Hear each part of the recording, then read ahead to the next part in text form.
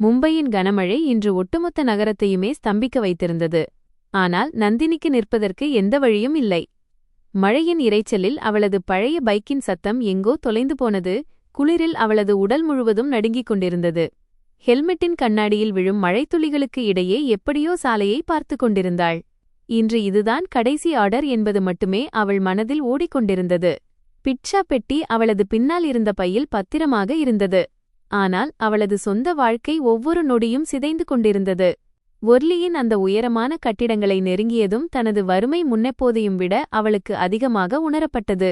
அங்குள்ள அகலமான சாலைகளும் காற்றில் கலந்திருந்த வசதியான வாழ்க்கையின் வாசனையும் அவள் அணிந்திருந்த கிழிந்த ரெயின்கோட்டின் நாற்றத்திலிருந்து முற்றிலும் மாறுபட்டு இருந்தது.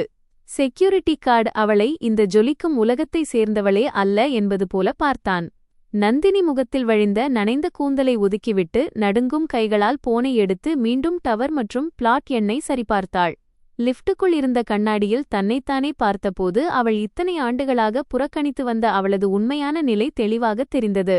அவளது கண்களில் தெரிந்த சோர்வும் முகத்தில் இருந்த பசியும் போராட்டத்தின் வடுக்களும் அப்பட்டமாகத் தெரிந்தன.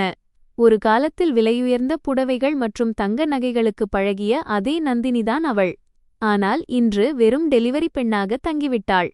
லிஃப்ட் மேலே செல்லச் செல்ல எந்த காரணமும் இன்றி அவளது இதயத்துடிப்பு அதிகரித்தது.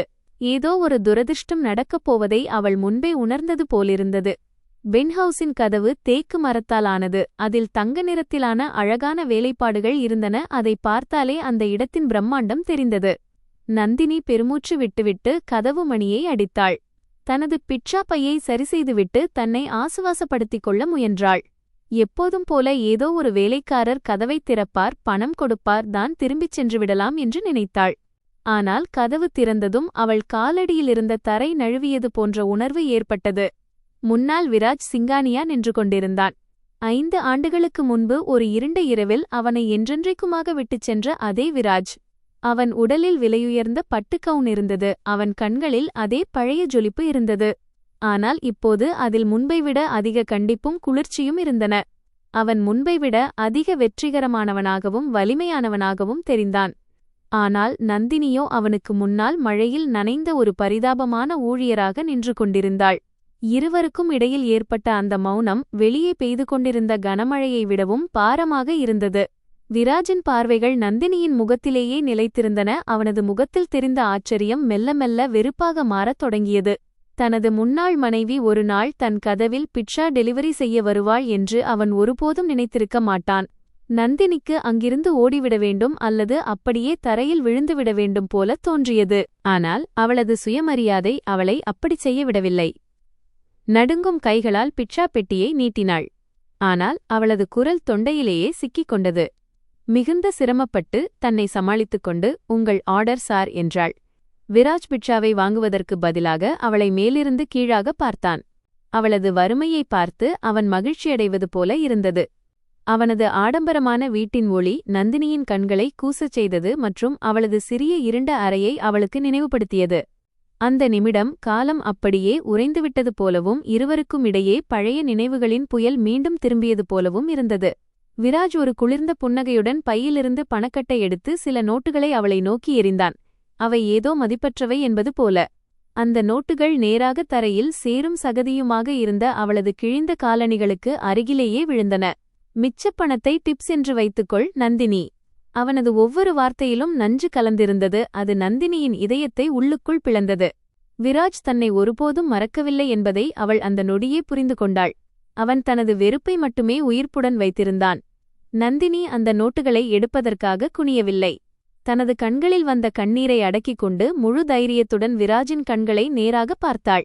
இந்தச் சந்திப்பு வெறும் தற்செயல் நிகழ்வு அல்ல. ஒருவேளை பழைய கணக்குகளை தீர்க்க வேண்டிய நேரம் வந்துவிட்டது என்று அவளுக்கு தோன்றியது. தன்னை சமாளித்துக் கொண்டு, "என் பெயர் இப்போது நந்தினி மட்டும்தான். உங்களின் கருணை எனக்கு துளியும் தேவையில்லை" என்றாள். விராஜின் கண்களில் ஒரு கணம் கோபம் மின்னியது. ஆனால் அவன் உடனடியாக தன்னை தனித்துக் கொண்டான். உள்ளே இருந்து மெல்லிய இசை கேட்டுக்கொண்டிருந்தது. அது நந்தினியின் அமைதியான வாழ்க்கையை ஏளனம் செய்வது போல இருந்தது. விராஜிடம் எதுவுமே இல்லாதபோது, வெறும் அன்பு மட்டுமே இருந்த காலத்தில் இருவரும் ஒன்றாக அமர்ந்து கனவுகளைக் கண்டது அவளுக்கு நினைவுக்கு வந்தது. இன்று அவனிடம் எல்லாம் இருந்தது. ஆனால் அன்பிற்கு பதிலாக கர்வம் மற்றும் வெறுப்பு மட்டுமே எஞ்சியிருந்தது. விராஜ் கதவின் மீது கை வைத்துக் கொண்டு அவளை உள்ளே வரும்படி சைகை செய்தான். அது அழைப்பை விட ஒரு கட்டளை போலவே இருந்தது. அவன், உள்ளே வா, வெளியே மிகவும் குளிராக இருக்கிறது, நம்முடைய பாதியில் நின்ற கதையைப் பற்றி நாம் பேச வேண்டும் என்று நினைக்கிறேன் என்றான். இந்த வீட்டிற்குள் நுழைவது எளிதல்ல என்று நந்தினிக்கு தெரியும், ஏனெனில் அவளது உணர்வுகள் இன்னும் பலவீனமாகவே இருந்தன. ஆனால் அவளது சுயமரியாதை அவளை ஓடவிடவில்லை. இன்று தனது நிரபராதி தன்மையை நிரூபித்தே ஆக வேண்டுமென்று அவளுக்கு தோன்றியது. அவள் மெதுவான படிகளுடன் அந்த குளிர்ச்சியான பளிங்கு தரையில் நடக்கத் தொடங்கினாள். அவளது சகதி படிந்த கால் தடங்கள் பின்னால் தடம் பதித்துக் கொண்டே சென்றன. ஹாலின் நடுப்பகுதிக்கு வந்ததும் அவள் சுற்றிலும் ஒரு பார்வை வீசினாள்.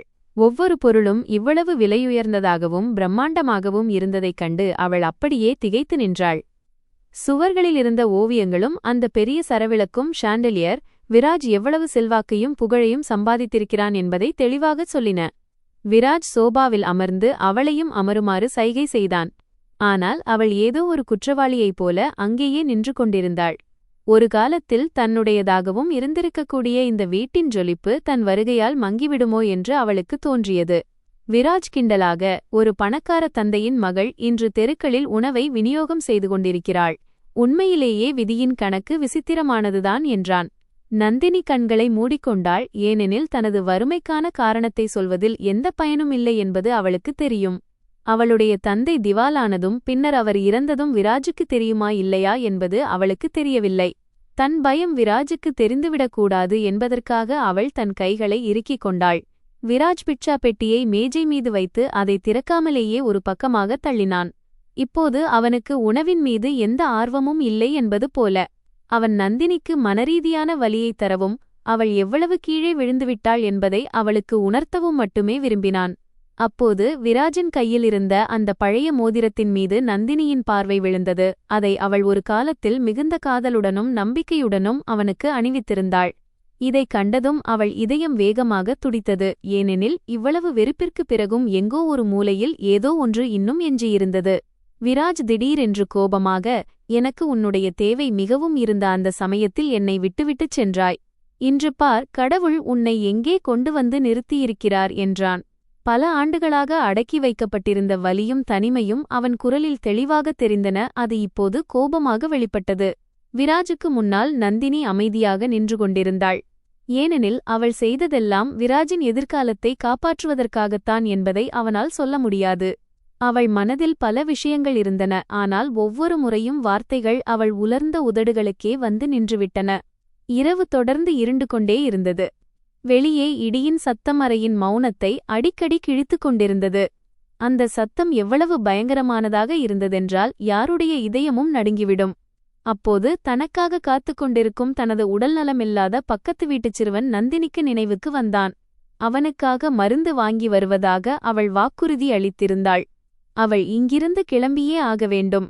அவளுக்கு சிறை போலத் தோன்றிய வெறுப்பு நிறைந்த அந்த பிரம்மாண்டமான அரண்மனையிலிருந்து அவள் வெளியேற வேண்டும்.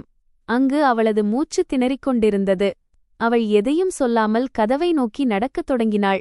விராஜ் அவளை தடுப்பானா அல்லது போக விடுவானா என்று அவள் யோசிக்கவில்லை.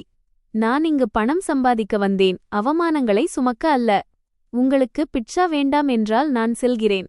நந்தினி மிகுந்த தைரியத்துடன் இதை கூறினாள். விராஜ் தனது இடத்திலிருந்து எழுந்து வேகமான அடிகளுடன் அவளுக்கு முன்னால் வந்து நின்றான். அவன் அவளது வழியை மறித்து கொண்டான். அவனது கண்களில் விசித்திரமான பிடிவாதமும் ஒருவித வெறியும் தெளிவாகத் தெரிந்தன.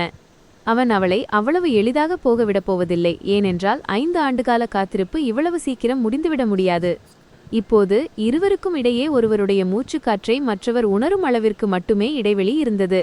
நந்தினி அவனது கண்களை பார்த்தபோது, ஒரு காலத்தில் அவளது ஒரே ஒரு புன்னகைக்காக உலகத்துடனேயே சண்டையிட்ட அதே பழைய விராஜ் அவளுக்கு தெரிந்தான். ஆனால் இப்போது அவளுக்கு முன்னால் இருந்தது செல்வம் முழுமையாக மாற்றியமைத்த மற்றவர்கள் மீது கருணையே இல்லாத ஒரு மனிதன். எங்கே போகப் போகிறாய் நந்தினி?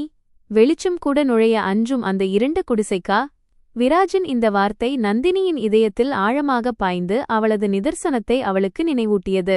அவள் ஒன்றும் பேசாமல் கதவை திறந்து வெளியே வீசிய குளிர்காற்றையும் கொட்டும் பெருமழையையும் எதிர்கொள்ள தன்னை தயார்படுத்திக் கொண்டாள். இனி வரும் பாதை எளிதானதாக இருக்காது என்பது அவளுக்கு தெரியும். ஆனால் விராஜ் கொடுக்கும் எந்த உதவியையும் பெற்று மீண்டும் வாழ அவள் விரும்பவில்லை. லிஃப்ட் கதவு மூடுவதற்கு முன்பு அவள் கடைசி முறையாக விராஜை பார்த்தாள். அவன் முகத்தில் கோபம், வலி மற்றும் இயலாமை என அனைத்தும் கலந்திருந்தன. கீழே வந்ததும் நந்தினி ஓடிச் சென்று தனது பழைய பைக்கின் அருகே நின்றாள். மழை முன்பை விட இன்னும் தீவிரமாக பெய்து கொண்டிருந்தது. ஆனால் இப்போது அவளுக்கு குளிரே தெரியவில்லை. அவளது உள்ளுக்குள் அவமானம் என்ற நெருப்பு எரிந்து கொண்டிருந்தது. இனிமேல் இந்த கட்டிடத்தின் பக்கமே தலைவைத்து பார்க்கக்கூடாது என்று அவள் மனதிற்குள் உறுதி எடுத்துக்கொண்டாள். எவ்வளவு பசியையும் வலியையும் அனுபவிக்க நேர்ந்தாலும் சரி, இனி அவன் உதவி அவளுக்கு தேவையில்லை. ஆனால் விதி அவளுக்காக வேறொன்றை திட்டமிட்டிருந்தது. ஏனென்றால் இது ஒரு மிகப்பெரிய விளையாட்டின் தொடக்கம் மட்டுமே. மும்பையின் நனைந்த சாலைகள் அவளது கன்னங்களில் வழிந்தோடிய கண்ணீரை தன்னுள் மறைத்து கொண்டன. மழைத்துளிகள் அவள் முகத்தில் விழுந்து கொண்டிருந்தன. ஆனால் அவள் மனதில் 5 ஆண்டுகளுக்கு முந்தைய வெயில் காயும் காலை ஒன்று மீண்டும் உயிர் பெற்றது.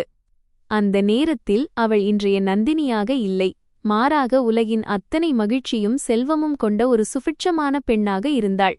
அவளது வீடு எப்போதும் மலர்களின் நறுமணத்தாலும் இசையாலும் நிறைந்திருந்தது. அங்கு துக்கம் என்ற வார்த்தைக்கே இடமில்லை. அந்த பொன்னான கடந்த காலத்திற்கும் இன்றைய வலி நிறைந்த நிகழ்காலத்திற்கும் இடையே இருந்த மிகப்பெரிய வேறுபாடு சில நேரங்களில் அவளுக்கே நம்ப முடியாமல் இருந்தது. விராஜுடனான அவளது முதல் சந்திப்பு கல்லூரியின் ஒரு சிறிய நிகழ்ச்சியில் நிகழ்ந்தது. அங்கு அவனது எளிமைதான் நந்தினியின் இதயத்தை கவர்ந்தது. விராஜ் ஒரு நடுத்தர வர்க்க குடும்பத்தை சேர்ந்தவன். அவனது கனவுகள் மிகப்பெரியவை. ஆனால் அவனது பையில் பணம் எப்பொழுதும் இருந்ததில்லை. இருப்பினும் அவனது சுயமரியாதையின் ஜொலிப்பு மற்ற எல்லாவற்றையும் விட தனித்துவமாக இருந்தது. பெரிய தொழிலதிபராக இருந்த நந்தினியின் தந்தை இந்த உறவை முழுமையாக எதிர்த்தார். வறுமை ஒரு நாள் அன்பையும் அழித்துவிடும் என்று அவர் நம்பினார். ஆனால் நந்தினி உலகம், சமூகம், குடும்பம் என எதையும் கண்டுகொள்ளவில்லை. அவள் தன் இதயத்தின் குரலுக்கு மட்டுமே செவிசாய்த்து விராஜின் கைகளை பிடித்துக்கொண்டாள். இருவரும் ஒரு சிறிய கோவிலில் மிக எளிமையாக திருமணம் செய்து கொண்டனர். அங்கு அவர்களது காதலும் கடவுளுமே சாட்சியாக இருந்தனர். நந்தினி தனது விலையுயர்ந்த உடைகள், நகைகள் மற்றும் ஆடம்பர வாழ்க்கையை துறந்தாள். அப்போதுதான் அவள் விராஜுடன் ஒரு சிறிய வாடகை அறையில் தனது புதிய உலகத்தை உருவாக்க முடியும். ஆரம்ப நாட்கள் மிகவும் கடினமாக இருந்தன. ஒவ்வொரு ரூபாய்க்கும் கணக்கு பார்க்க வேண்டியிருந்தது. ஆனால் இருவரது அன்பும் அந்த தட்டுப்பாடுகளை எளிதாக்கியது. இரவில் இருவரும் பெரும்பாலும் மொட்டை மாடியில் அமர்ந்து நட்சத்திரங்களை வேடிக்கை பார்த்துவிட்டு தங்கள் பொன்னான எதிர்காலத்தைப் பற்றி கனவு காண்பார்கள். விராஜ் நந்தினிக்கு உலகின் அத்தனை மகிழ்ச்சியையும் தரவேண்டும் என்பதற்காக இரவு பகலாக உழைத்தான். நந்தினி ஒவ்வொரு அடியிலும் அவனது மிகப்பெரிய பலமாக நின்றாள். முன்னெப்போதும் செய்யாத வீட்டின் அனைத்து சிறிய மற்றும் பெரிய வேலைகளையும் அவள் மகிழ்ச்சியுடன் கற்றுக்கொண்டாள். ஏனெனில் அவளது முழு உலகமும் விராஜின் புன்னகையிலேயே இருந்தது. ஆனால் அவர்களது மகிழ்ச்சிக்கு விரைவில் ஏதோ ஒரு கெட்ட கண் படப்போவது உறுதியானது. விதி அவர்களுக்காக ஒரு மிகப்பெரிய சதியை திட்டமிட்டிருந்தது. திடீரென நந்தினியின் தந்தையின் தொழில் மோசமாக சரிந்தது. சந்தையில் அவரது கௌரவம் கேள்விக்குறியானது. கடும் நஷ்டம் அவரை உள்ளுக்குள் சிதைத்தது. அவர் கடன் சுமையில் மூழ்கினார். மறுபுறம் ஆரம்பத்திலிருந்தே இந்த திருமணத்திற்கு எதிராக இருந்த விராஜின் தாய் குமுத்தேவி இந்த சந்தர்ப்பத்தை பயன்படுத்திக் கொள்ள முடிவு செய்தார். நந்தினி ஒருபோதும் விராஜின் வாழ்க்கையிலிருந்து நிரந்தரமாக விலகவில்லை என்றால் விராஜை ஒரு பொய் வழக்கில் சிக்க வைத்து விடுவேன் என்று அவள் நந்தினியை மிரட்டினாள்.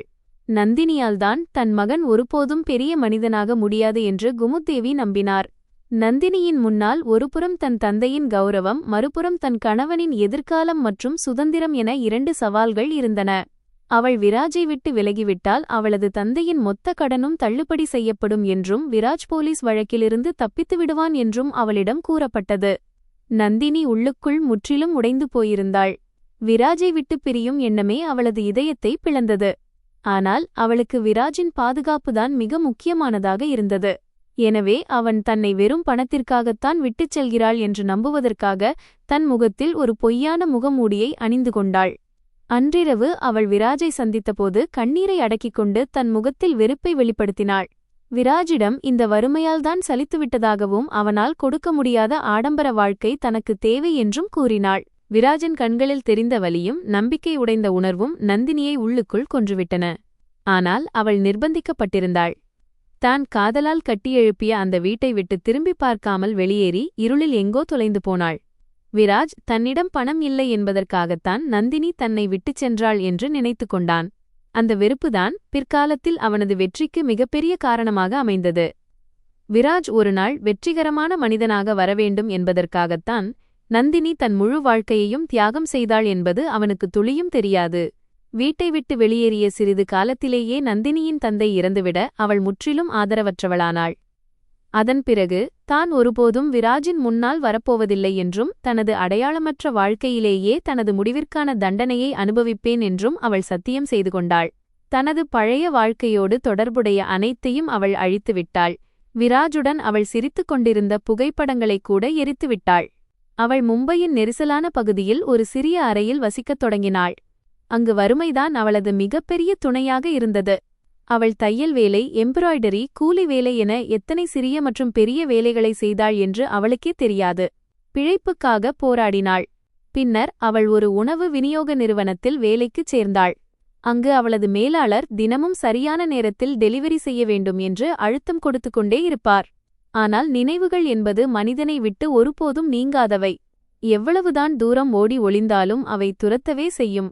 விராஜ் இப்போது பெரிய தொழிலதிபர் ஆகிவிட்டான் என்று தெரிந்தபோது அவளுக்குள் மகிழ்ச்சியும் ஒரு விசித்திரமான வெறுமையும் ஒரே நேரத்தில் நிறைந்தன. தனது தியாகம் வீண் போகவில்லை என்ற நிம்மதி அவளுக்கு இருந்தது. ஆனால் அதற்கு அவள் தனது முழு வாழ்க்கையையும் விலையாக கொடுத்திருந்தாள். அவள் அடிக்கடி தூரத்திலிருந்தே விராஜின் செய்திகளை வாசிப்பாள். அவனது புகைப்படங்களை பார்ப்பாள். சரி, அவனாவது மகிழ்ச்சியாக இருக்கிறானே என்று தனக்குத்தானே சமாதானம் செய்து கொள்வாள். ஆனால் இன்றைய சந்திப்பு விராஜின் இதயத்தில் அவளுக்காக இப்போது வெறுப்பு, வலி மற்றும் பழிவாங்கும் நெருப்பு மட்டுமே எஞ்சியிருக்கிறது என்பதை உணரச் செய்தது. மழை இப்போது சற்று குறைந்திருந்தது. ஆனால் நந்தினியின் இதயத்தில் இருந்த புயல் இன்னும் ஓய்ந்தபாடில்லை. அவளது பழைய பைக்கின் சத்தம் இன்றைய கசப்பான உண்மையை அவளுக்கு திரும்ப திரும்ப நினைவூட்டிக் கொண்டே இருந்தது. அங்கு அவள் வெறும் டெலிவரி பெண் மட்டுமே. அவளது மேலாளர் தினமும் புதிய இலக்குகளை கொடுத்து அவளது கஷ்டங்களை அதிகரித்துக் கொண்டிருந்தார். அவள் தனது நனைந்த உள்ளங்கைகளால் முகத்தை துடைத்துக் கொண்டு விராஜ் இப்போது தனக்கு யாரும் இல்லை என்று தனக்குத்தானே சமாதானம் செய்ய முயன்றாள். ஆனாலும் அவளது இதயத்தின் ஒரு சிறிய மூலை இன்னும் அந்த பழைய நாட்களின் சாம்பலை கிளறிக் கொண்டிருந்தது. எங்கே ஒரு காலத்தில் அன்பின் கதகதப்பும் வாழ்ந்து மறைவதான சத்தியங்களும் இருந்தனவோ அவை இப்போது அவளுக்கு எப்போதும் உண்மையாகத் தோன்றின. 5 ஆண்டுகால அந்த நீண்ட பிரிவு இருவருக்கும் இடையே வெறுப்பின் சுவரை எழுப்பியிருந்தது. அதை உடைப்பது இனி சாத்தியமில்லை என்றே தோன்றியது. நந்தினியை நன்றாக தெரிந்து கொண்டதாக விராஜ் நினைத்தான். ஆனால் அவளது கண்களில் மறைந்திருந்த வலியை அவனால் துளியும் பார்க்க முடியவில்லை. அந்த பென்ட்ஹவுஸ் ஆர்டரை தான் எடுக்காமல் இருந்திருக்கலாம். அப்படியிருந்தால் பழைய காயங்கள் மீண்டும் திறந்திருக்காது என்று நந்தினி நினைத்து கொண்டாள். அவள் அந்த இருண்ட வீதிகளில் தனது பைக்கை வேகமாக ஓட்டிக்கொண்டே இருந்தாள். தன்னை விட்டும் தனது நினைவுகளை விட்டும் வெகு தூரம் ஓடிவிட வேண்டும் என்பது போல. ஒரு காலத்தில் நந்தினிக்கு மலர்கள் என்றால் மிகவும் பிடிக்கும். விராஜ் தினமும் அவளுக்காக மல்லிகைப் பூக்களை கொண்டு வருவான். அதன் மணம் அறை முழுவதும் பரவும். ஆனால் இன்று அந்த மணத்திற்கு பதிலாக பிட்சாவின் வாசனையும் மழையின் ஈரப்பதமும் அந்த இடத்தை ஆக்கிரமித்திருந்தன. அது காலத்தின் கொடூரமான மாற்றத்திற்குச் சாட்சியாக இருந்தது. நந்தினியின் அந்த அப்பாவித்தனமான மற்றும் மென்மையான உலகம் இப்போது அவளது கடினமான மற்றும் போராட்டங்கள் நிறைந்த வாழ்க்கைக்கு அடியில் எங்கோ புதையுண்டு போயிருந்தது. இப்போது ஒவ்வொரு வலியையும் தாங்கிக் கொள்ளும் பழக்கம் அவளுக்கு வந்துவிட்டது. அவள் தனது நனைந்த இமைகளை துடைத்துக் கொண்டு பசியுடன் யாரோ காத்திருக்கும் தனது இலக்கை நோக்கி முழு கவனத்தையும் திருப்பினாள். பழைய நாட்களை நினைவு கூர்வது எப்போதும் வேதனைதான். குறிப்பாக அந்த நினைவுகளில் பாதியிலேயே நின்ற சத்தியங்களும் உடைந்த கனவுகளுமே எஞ்சியிருக்கும்போது அது இன்னும் கொடுமை. பணக்காரத் தந்தையின் மகள் இப்போது தெருக்களில் சுற்றுகிறாள் என்று விராஜ் சொன்ன வார்த்தைகள் நந்தினிக்கு மீண்டும் மீண்டும் நினைவுக்கு வந்தன. அந்த ஏளனம் அவளது சுயமரியாதையில் ஆழமான காயத்தை ஏற்படுத்தியது. அவர்களின் வாழ்க்கையை அழித்த அந்த நேர்மையற்ற செல்வத்தை விட நேர்மையாக ஈட்டிய 2 வேளை உணவு அதிக நிம்மதியை தரும் என்பதை விராஜிடம் சொல்ல வேண்டும் என்று அவளுக்கு தோன்றியது. ஆனால் அவள் எதுவும் சொல்லவில்லை. ஏனென்றால் மௌனம் மட்டுமே அவளது பலமான கவசமாக மாறியிருந்தது. அதை அவள் பல வருட போராட்டங்களாலும் கண்ணீராலும் செதுக்கியிருந்தாள். இறுதியாக அவள் தனது சிறிய வீட்டிற்கு வந்து சேர்ந்தபோது பெருமூச்சு விட்டாள். அங்கு வறுமை இருந்தது. ஆனால் குறைந்தது தன்னை ஏளனம் செய்ய யாரும் இல்லை. அவள் கதவை திறந்து உள்ளே சென்றாள். சுவர்களில் இன்னும் பழைய நினைவுகளின் நிழல்கள் இருப்பது போல தெரிந்தது. மருந்து பையை மேஜையில் வைக்கும்போது வாழ்க்கை எவ்வளவு விசித்திரமானது என்று நினைத்தாள். மனிதன் ஓரிடத்திலிருந்து எவ்வளவு தூரம் விலகிச் செல்ல நினைக்கிறானோ விதி மீண்டும் அங்கேயே கொண்டு வந்து நிறுத்துகிறது. அவள் பெருமூச்சு விட்டு ஜன்னல் வழியாக வெளியே பார்த்து கொண்டே அந்த நினைவுகளை மீண்டும் இதயத்தில் புதைக்க முயன்றாள். ஆனால் அன்று இரவில் அவளுக்கு தூக்கம் வரவில்லை. கண்களை மூடியதும் விராஜின் முகம் முன்னால் வந்தது. அதில் வெறுப்பும் இருந்தது, அதே சமயம் ஒரு விசித்திரமான உரிமையும் இருந்தது. விராஜின் கண்களில் தெரிந்த அந்த பழிவாங்கும் நெருப்பு அனைத்தையும் எரித்துவிடும் என்பதால் அவன் தன்னை அவ்வளவு எளிதாக விடமாட்டான் என்று அவள் அஞ்சினாள். இந்த இக்கட்டான காலத்தை எதிர்கொள்ளவும் தனது சுயமரியாதையை ஒருபோதும் விட்டுக் கொடுக்காமல் இருக்கவும் தேவையான மனோதிடத்தை தருமாறு அவள் இறைவனிடம் வேண்டிக் கொண்டாள். விதியின் சக்கரம் சுழன்றுவிட்டது என்பதையும் இனி விதியின் அடுத்த கட்டத்திற்காக காத்திருக்க வேண்டும் என்பதையும் அவள் உணர்ந்தாள். அடுத்த நாள் காலை சூரியனின் முதல் கதிர்களுடன் நந்தினி மீண்டும் வேலைக்குச் செல்லத் தயாரானாள். அவளது மனம் இன்னும் கனமாகவே இருந்தது. தனது கிழிந்த காலணிகளை சுத்தம் செய்துவிட்டு இப்போது அவளது அடையாளமாக மாறிவிட்ட அதே பழைய சீருடையை அணிந்து கொண்டாள். இந்த நகரம் இன்றும் தன்னை விழுங்குவதற்கு தயாராக காத்திருக்கிறது என்பது அவளுக்குத் தெரியும். ஆனால் சோர்ந்து போகக்கூடாது என்று அவள் சபதம் செய்து கொண்டாள். கடந்த காலத்தை பின்னுக்கு தள்ளிவிட்டு பாதை எவ்வளவு கடினமாக இருந்தாலும் தொடர்ந்து முன்னேறிச் செல்வது மட்டுமே அவளிடமிருந்த ஒரே வழி.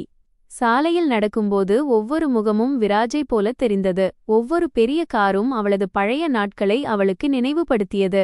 உலகின் கவலையே இல்லாத நந்தினியாகத்தான் ஒரு காலத்தில் இருந்ததை அவள் மறக்க விரும்பினாள். ஏனென்றால் இப்போது அவள் பொறுப்புள்ள நந்தினியாகிவிட்டாள். கண்ணீர் வடிப்பது பசியை போக்காது, வியர்வை சிந்துவதுதான் கௌரவத்தையும் வாழ்க்கையையும் காப்பாற்றும் என்பதை போராட்டம் அவளுக்கு கற்றுக் கொடுத்திருந்தது. அவள் பைக்கை கிளப்பிவிட்டு அதே நகரத்தின் நெரிசல், இரைச்சல் மற்றும் தூசியில் தொலைந்து போனாள். விராஜ் தன்னை ஒரு சாதாரண டெலிவரி பெண்ணாகப் பார்ப்பான் என்று அவள் ஒருபோதும் நினைத்ததில்லை. அந்த ஒரு விஷயம்தான் அவளை உள்ளுக்குள் உடைத்துக் கொண்டிருந்தது. தான் செய்த தியாகங்களுக்கெல்லாம் கிடைத்த பலன் இதுதானா? விராஜுக்காகத்தான் செய்த எல்லாவற்றிற்கும் பதிலாக அவமானம் மற்றும் இகழ்ச்சி மட்டுமே மிஞ்சியதா? இந்த கேள்வி அவளுக்குள் மீண்டும் மீண்டும் எழுந்தது. ஆனால் பதில் கிடைக்கவில்லை. சுற்றிலும் மௌனம் மட்டுமே இருந்தது. அவள் தன்னை சமாளித்துக் கொண்டு தனது கவனத்தை வேலையில் செலுத்தினாள். ஏனெனில் அவளது மொபைல் திரையில் முதல் ஆர்டர் வந்துவிட்டது. வாழ்க்கையின் இந்த திருப்பத்தில் அன்பிற்கும் வெறுப்பிற்கும் இடையிலான கோடு மிகவும் மெல்லியது என்பதையும் சில சமயங்களில் இரண்டிற்கும் இடையிலான வித்தியாசத்தை கண்டறிவது கடினம் என்பதையும் அவள் புரிந்து கொள்ளத் தொடங்கினாள். விராஜின் வெற்றியைக் கண்டு அவளுக்கு மகிழ்ச்சி இருந்தாலும் அவனது மாறிய குணம் அவளை உள்ளுக்குள் உலுக்கியது. பணம் உண்மையில் ஒரு மனிதனின் இதயத்திலிருக்கும் கருணையையும் பழைய நினைவுகளையும் அழித்து விடுகிறதா, அல்லது இது உலகத்திற்கு தன்னை காட்டிக்கொள்ளும் ஒரு முகமூடி மட்டுமா? இந்த எண்ணங்களிலேயே அவள் சிக்கியிருந்தாள். நகரத்தின் வேகம் அவளை தன்னுடன் இழுத்துச் சென்று கொண்டிருந்தது. கர்மாவின் பலன் வெறும் தண்டனையை மட்டும் தருவதில்லை, மாறாக கசப்பான உண்மையாக இருந்தாலும் அதை எதிர்கொள்ளும் வலிமையையும் ஒரு மனிதனுக்கு தருகிறது என்பதை அவள் உணர்ந்தாள். நேற்றைய சந்திப்பு அவள் இனி தனது கடந்த கால நிழல்களிலிருந்து முழுமையாக வெளியே வரவேண்டும் என்பதற்கான அறிகுறிதான். வசதிகள் இல்லையென்றாலும் எந்த பாரமும் இல்லாத அமைதியான புதிய வாழ்க்கையை அவள் வாழ வேண்டும். நந்தினி ஒரு நீண்ட பெருமூச்சு விட்டுவிட்டு வேலையில் கவனம் செலுத்தினாள். இறைவன் எதைச் செய்தாலும் அது நன்மைக்கே என்று அவள் நம்பினாள். அடுத்த நாள் காலை நந்தினி பிட்சா அவுட்லெட்டுக்கு சென்றபோது அவளது மேலாளர் அவளுக்கு ஒரு சிறப்பு அறிவுறுத்தலை வழங்கினார். ஒரு முக்கியமான வாடிக்கையாளர் அவளைக் கொண்டே டெலிவரி செய்ய வேண்டும் என்று குறிப்பாக கேட்டிருந்தார். அதற்காக கூடுதல் கட்டணத்தையும் செலுத்தியிருந்தார். இது விராஜின் சதிதான் என்பதை நந்தினி உடனே புரிந்து கொண்டாள். தன்னை அவமானப்படுத்த எந்த வாய்ப்பையும் அவன் விடமாட்டான். ஆனால் அவளால் மறுக்க முடியவில்லை. ஏனெனில் வேலை போய்விட்டால் அவள் எப்படி பிழைப்பாள்? கனத்த இதயத்துடன் பையை எடுத்துக்கொண்டு மூச்சு திணற வைக்கும் அந்த பிரம்மாண்டமான கட்டிடத்தை நோக்கி தனது பைக்கை திருப்பினாள். விராஜின் அலுவலகத்தை அடைந்தபோது அங்கிருந்த காட்சியைக் கண்டு அவள் கண்கள் விரிந்தன. வானத்தை தொடும் கட்டிடம், சுற்றிலும் கண்ணாடியிலான சுவர்கள், அதிலிருந்து ஒட்டுமொத்த நகரமும் தெரிந்தது. பாதுகாப்பு வீரர்கள் அவளை தடுத்தனர். ஆனால் அவள் தனது பெயரைச் சொன்னதும் உடனடியாக அவளை மேலே அனுப்பும்படி உத்தரவு வந்தது. லிஃப்ட் எவ்வளவு வேகமாக மேலே சென்றதோ அதைவிட வேகமாக அவளது இதயத்துடிப்பு அதிகரித்தது. தூசியும் வியர்வையும் படிந்த தனது ஆடைகளைப் பார்த்து அவளுக்கு தன்மீதே வெட்கமாக இருந்தது. தன்னை போன்றவர்களுக்கு இடமே இல்லாத உலகிற்குள் வந்துவிட்டதாக அவளுக்கு தோன்றியது. விராஜ் தனது கேபினில் அமர்ந்திருந்தான். அவனுடன் பிசினஸ் பார்ட்னர்களும் வெளிநாட்டு முதலீட்டாளர்களும் இருந்தனர். நந்தினி உள்ளே நுழைந்ததும் அறை முழுவதும் மௌனம் நிலவியது. அனைவரது பார்வையும் அவள் மீது நிலைத்தது. விராஜ் ஒரு மெல்லிய புன்னகையுடன் அவளை பார்த்துவிட்டு தன் நண்பர்களிடம், இவள்தான் என் மிகவும் நம்பகமான டெலிவரி பார்ட்னர், எப்போதும் சரியான நேரத்திற்கு வந்துவிடுவாள் என்றான். அவனது குரலில் ஏளனம் தெளிவாகத் தெரிந்தது. நந்தினி அவமானத்தால் தலைகுனிந்தாள். ஏனெனில் விராஜ் தன்னை இழிவுபடுத்தவே இதையெல்லாம் செய்கிறான் என்பதை அவள் புரிந்து கொண்டாள். விராஜ் மேஜையிலிருந்த கோப்புகளை நகர்த்திவிட்டு பிட்சாவை அங்கேயே வைக்கும்படி சைகை செய்தான். அறையில் இருந்தவர்கள் மெதுவாக அவளைப் பற்றி பேசிக்கொண்டு அவளது வறுமையைக் கண்டு சிரித்தனர். அவர்களின் பேச்சுகள் நந்தினியின் காதுகளுக்கு தெளிவாக கேட்டன. விராஜ் கண்டிப்பான குரலில், பணம் உனக்கு கிடைத்துவிடும்.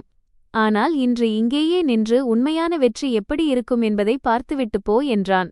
அதன் பிறகு அவள் ஒரு மனிதன் அல்ல, ஏதோ ஒரு பொருள் என்பது போல அறையின் ஒரு மூலையில் நிற்கச் சொன்னான்.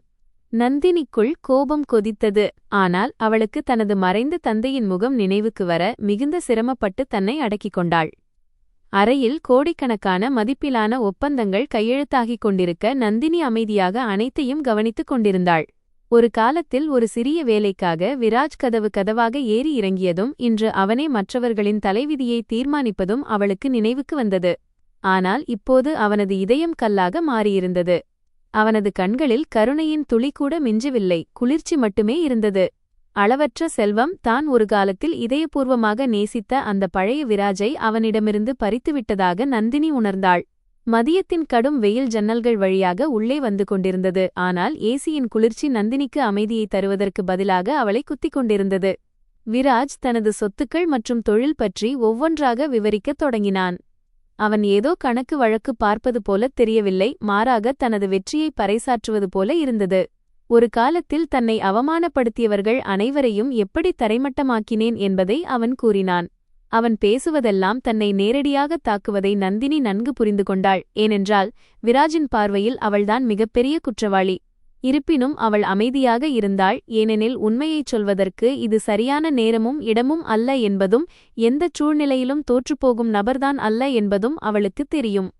என்னை விட்டுவிட்டு நீ மகிழ்ச்சியாக இருந்து விடுவாய் என்றும் நான் அழிந்து போவேன் என்றும் என்ன நினைத்தாய் நந்தினி என்று அவளுக்கு அருகில் வந்து மெல்லிய குரலில் விராஜ் கேட்டான். அவனது குரலில் வெறுப்பும் தனது வெற்றியின் கர்வம் கலந்திருந்தது. அந்த கர்வம் நந்தினியை உள்ளுக்குள் பயமுறுத்தியது. அவன் நந்தினியின் கையிலிருந்து ஹெல்மெட்டை பறித்து மேஜை மீது பலமாக வீசினான். இனிமேல் நீ தினமும் மதிய உணவை இங்கேயே கொண்டு வருவாய். உன் நிறுவனத்துடன் நான் புதிய ஒப்பந்தம் செய்து கொண்டேன் என்று உரிமையுடன் கூறினான். ஏதோ ஒருவர் தன் கழுத்தில் கயிறை மாட்டிக்கொண்டது போலவும் அதிலிருந்து தப்பிப்பது சாத்தியமே இல்லை என்பது போலவும் நந்தினி உணர்ந்தாள். அவள் எதிர்க்க முயன்றாள். ஆனால் விராஜ் அவளது அவுட்லெட்டின் பெயரில் ஒரு செக்கை அவள் முன்னால் வைத்தான். உன் மொத்த பிரான்சைஸையும் நான் வாங்கிவிட முடிவு செய்துவிட்டேன். அதாவது இனி நீ என் ஊழியர் என்று சொல்லிவிட்டு அவன் உரக்கச் சிரித்தான். அவனது சிரிப்பு செருகப்பட்ட ஈயம் போல நந்தினியின் காதுகளை குத்தியது. தனது இயலாமையைக் கண்டு அவள் அழ நினைத்தாள். விராஜ் மிக திட்டமிட்டு அவளுக்காக உருவாக்கிய விளையாட்டில் அவள் ஒரு காயாக மாறியிருந்தாள். இனி அவளது ஒவ்வொரு அசைவையும் விராஜ் கவனித்துக் கொண்டிருப்பான் என்பதை அவள் உணர்ந்தாள். விராஜ் தனது செயலாளரை அழைத்து நந்தினிக்கு VIP பாஸ் ஒன்றை உருவாக்கித் தருமாறு கூறினான். இதனால் அவளை யாரும் தடுக்க முடியாது. ஒருநாள் விராஜ் அவளை தனது தாய் குமுதேவியின் பெரிய படத்திற்கு முன்னால் அழைத்து சென்றான். ஞாபகம் இருக்கிறதா? நீ எனக்கு ஒருபோதும் தகுதியானவள் அல்ல என்று இவர்தான் சொன்னார் என்று அந்த படத்தை பார்த்துக்கொண்டு அவன் கூறினான். அவர்களின் வாழ்க்கையை அழித்த அந்த சூழ்ச்சியின் பின்னணியில் இந்த தாய்தான் இருக்கிறார் என்பது தெரிந்திருந்ததால் நந்தினியின் நெஞ்சில் வலியின் அலை ஒன்று எழுந்தது. உண்மையைச் சொல்லிவிடலாம் என்று அவள் நினைத்தாள். ஆனால் தன்னை தடுத்துக் கொண்டாள். உண்மையை ஏற்றுக்கொள்ளும் நிலையில் விராஜ் இல்லை என்று அவளுக்கு தோன்றியது.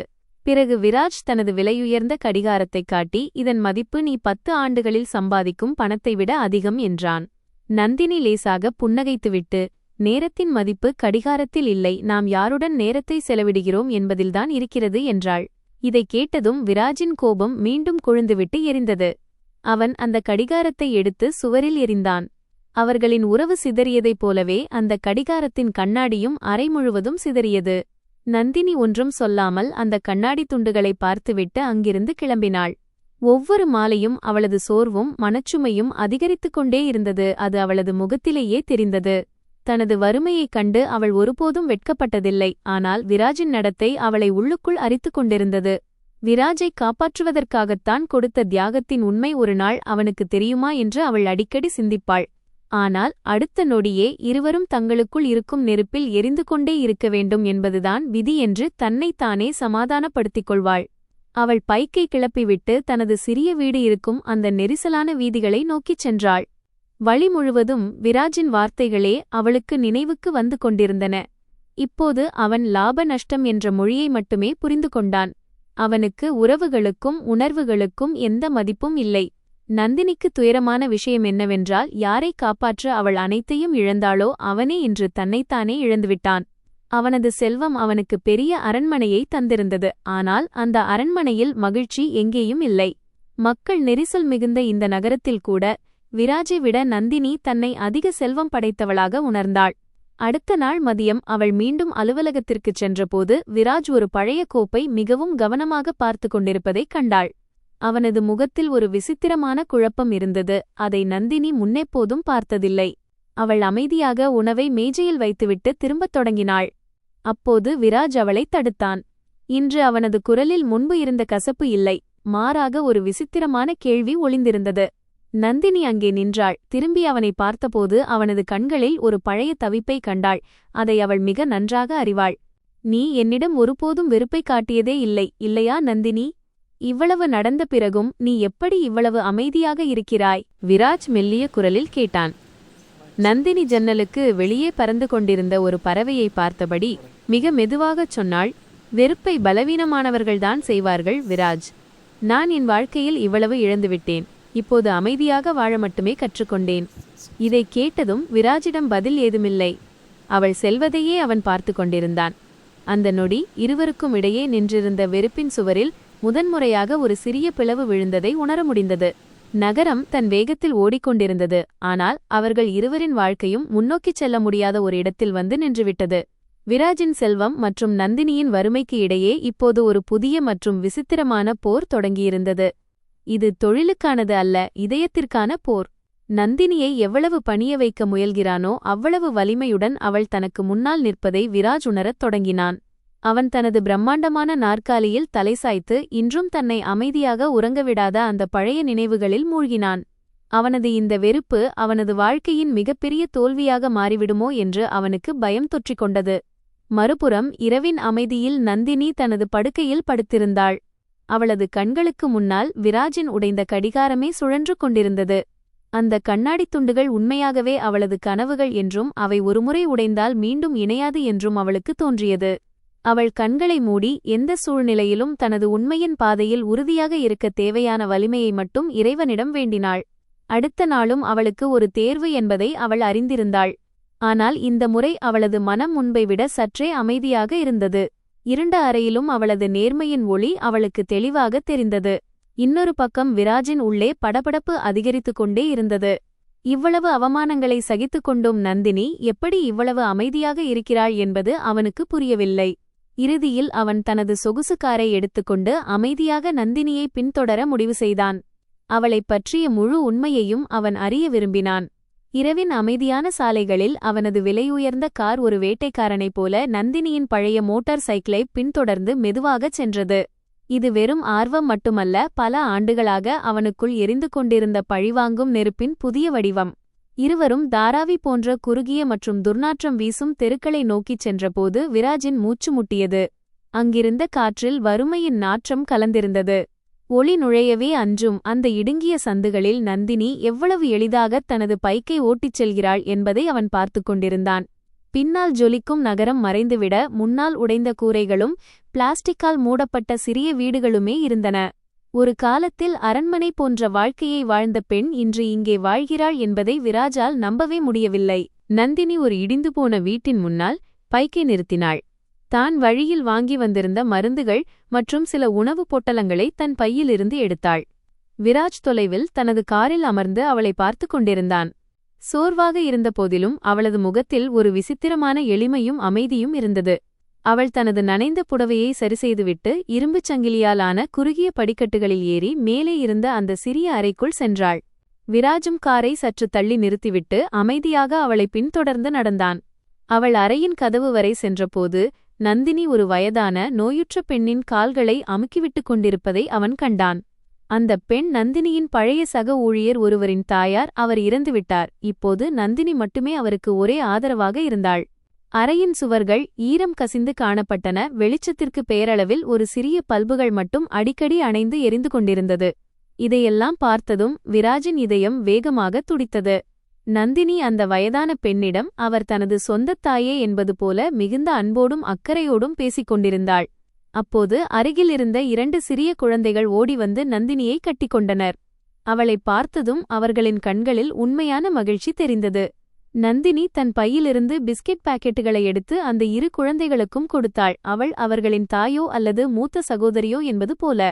நந்தினி தானும் பசியுடன்தான் இருந்தாள் என்பதை விராஜ் கவனித்தான். ஆனாலும் அந்த குழந்தைகளுக்கும் அந்த வயதான பெண்ணுக்கும் சேவை செய்வதில் அவள் முகத்தில் ஒரு நிம்மதி இருந்தது. விராஜின் தனிமையான வாழ்க்கையிலும் ஒரு காலத்தில் அன்பை நிரப்பிய அதே பழைய பரிவு அவளது முகத்தில் இருந்தது. அலுவலகத்தில் நந்தினியை எவ்வளவு மோசமாக அவமானப்படுத்தினான், அனைவர் முன்னிலையிலும் அவளது வறுமையை பார்த்து எப்படிச் சிரித்தான் என்பது அவனுக்கு நினைவுக்கு வந்தது. ஆனால் இங்கே தான் இப்போது காண்பது தான் மனதில் வரைந்து வைத்திருந்த துரோகி நந்தினியின் பிம்பத்திற்கு முற்றிலும் மாறாக இருந்தது. முதன்முறையாக தனது செல்வம் மற்றும் கர்வத்தைக் கண்டு அவனுக்கு வெட்கமாக இருந்தது. இதுவரைதான் எல்லாவற்றையும் வெறுப்பின் பார்வையிலேயே பார்த்து கொண்டிருந்தேன் என்பதை அவன் உணர்ந்தான். நந்தினி அந்த வயதான பெண்ணுக்கு மருந்து கொடுத்துவிட்டு அவருக்கு போர்வை சரிசெய்து போர்த்தினாள். இதனால் அவருக்கு இரவில் குளிரெடுக்காது. அதன் பிறகு அவள் அறையின் மூலையில் இருந்த கிருஷ்ணரின் சிறிய சிலைக்கு முன்னால் தீபம் ஏற்றி வைத்துவிட்டு நீண்ட நேரம் கைகளை கூப்பி பிரார்த்தனை செய்தாள். ஜன்னலுக்கு பின்னால் நின்று விராஜ் இதையெல்லாம் பார்த்து கொண்டிருந்தான். 1000 துயரங்களில் வாழ்ந்தாலும் மற்றவர்களுக்கு நம்பிக்கையாக இருக்கும் ஒரு பெண்ணை அவன் பார்த்து கொண்டிருப்பது போல அவனுக்கு தோன்றியது. அவனது இதயத்தில் இருந்த வெறுப்பின் உறுதியான சுவரில் இப்போது விரிசல்கள் விழத் தொடங்கின. அறையின் ஒரு மூலையில் இருந்த சிறிய மேஜையின் மீது நந்தினியின் தந்தையின் புகைப்படம் தூசியுடன் இருந்தது. அதற்கு முன்னால் சில காய்ந்த பூக்கள் இருந்தன. நந்தினி அந்த புகைப்படத்தை சுத்தம் செய்துவிட்டு தன் தந்தையிடம் மன்னிப்பு கேட்பது போல கண்களை மூடிக்கொண்டதை விராஜ் பார்த்தான். அந்த இரவு நடந்த சம்பவத்திற்கு பின்னால் ஏதோ ஒரு மிகப்பெரிய நிர்பந்தம் இருந்திருக்க வேண்டும் என்று அவனுக்கு இப்போது தோன்றியது. அவனது இதயம் குற்ற உணர்ச்சியால் நிறைந்திருந்தது. பல ஆண்டுகளுக்குப் பிறகு அவனது கண்களிலும் ஈரம் கசிந்தது. அப்போது விளையாடிக் கொண்டிருந்த ஒரு சிறிய குழந்தை கீழே விழுந்து பலமாக அழத் தொடங்கியது. நந்தினி உடனே அவனிடம் சென்று அவனை தூக்கி கொஞ்சி அழுகையை நிறுத்தினாள். அவளது ஸ்பரிசம் ஏதோ ஒரு மந்திரத்தைப் போல இருந்தது. இதை பார்த்ததும் விராஜ் உள்ளுக்குள் உலுக்கப்பட்டான்.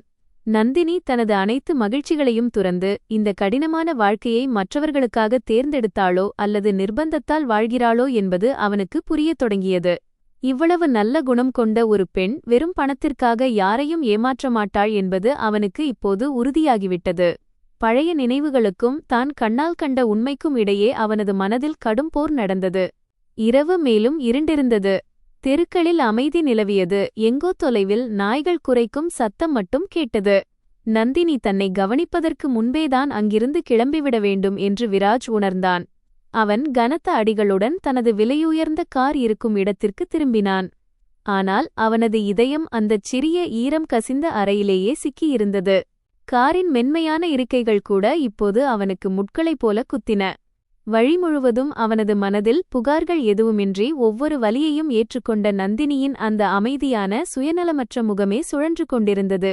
அனைவர் முன்னிலையிலும் அவளது கைகளிலிருந்து பணத்தை கீழே விழச் செய்து அவள் அதை பொறுக்குமாறு செய்த அந்தச் செயலை அவன் நினைவு கூர்ந்தான். தான் செய்ததை நினைத்து அவன் உள்ளுக்குள் வெந்து கொண்டிருந்தான். தன்னை விடச் சிறிய மனிதன் இந்த உலகில் யாரும் இல்லை என்று அவனுக்கு தோன்றியது.